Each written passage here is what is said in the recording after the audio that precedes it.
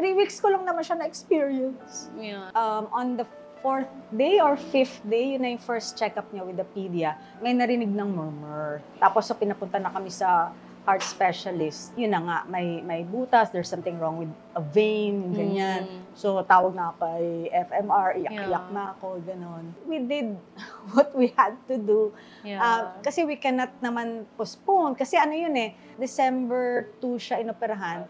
Gusto sana namin parang Christmas, makapiling pa namin. Kaya lang, sabi nung pedia, baka daw anytime. Pag hindi pa namin siya pina-opera, parang ano naman, mas masakit kasi parang selfish kami, di ba? Na dahil gusto namin siyang makapiling ng Christmas at may nangyari, mas nakaka-guilty. So, pina-operahan na namin siya. Then after po the operation?